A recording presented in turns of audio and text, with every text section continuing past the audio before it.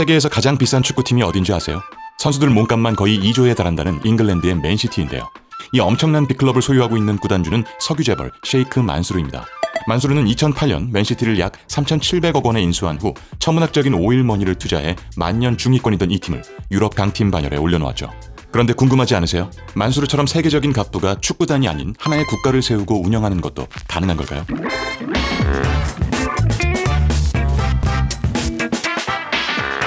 미국 경제지 포브스에 따르면 현 시점 세계 최고 부자는 바로 프랑스 명품 그룹 루이비통 모에 헤네시의 베르나르 아르노 회장입니다. 아르노 회장의 순자산은 약 2,249억 달러에 달하는데요. 한화로 무려 300조하고도 5천억 원이 넘습니다.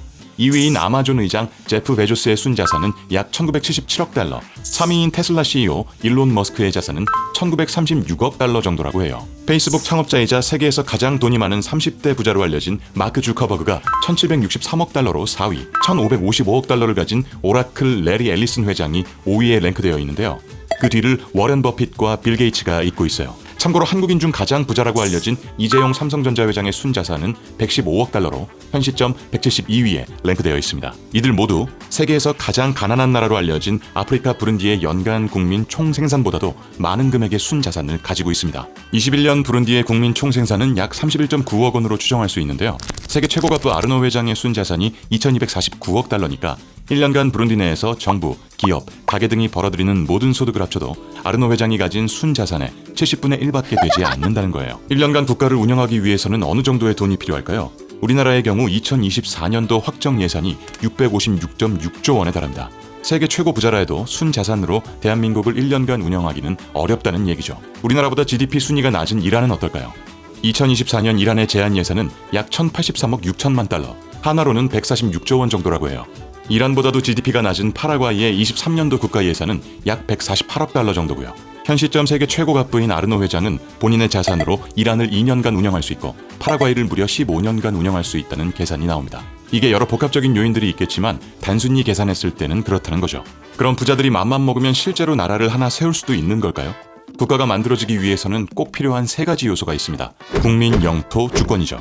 이걸 돈으로 다 해결할 수 있을지 한번 상상해 볼게요. 일단 국가가 운영되기 위해서는 어느 정도의 국민들이 필요할까요? 세계에서 인구수가 가장 적은 나라로 알려진 바티칸 시국의 인구수는 1,000명 내외입니다. 우리나라에서 가장 인구가 적은 도시인 계룡시의 인구보다도 40배가량 적은 숫자입니다. 전 세계의 난민수 등을 고려했을 때 귀화에 특별한 조건을 내세우지 않는다면 1,000명 내외의 국민을 모집하는 것은 그리 어렵지 않을 것으로 예상해 볼 수 있죠. 이들이 살 땅, 영토를 구입하는 데는 얼마가 필요할까요? 지구상에서 가장 작은 나라 역시 바티칸 시국인데요. 바티칸 시국의 영토는 44헥타르에 불과합니다. 약 13만 평 정도인데요. 서울의 1375분의 1 크기밖에 되지 않죠. 이 정도 크기의 영토를 구매한다고 가정해보죠. 위치나 조건에 따라 땅 가격은 천차만별이겠지만 평당 30만 원짜리 무인도를 구매한다고 했을 때 약 390억 원의 비용이 발생하겠네요. 예상은 했지만 영토를 살 돈은 충분하죠.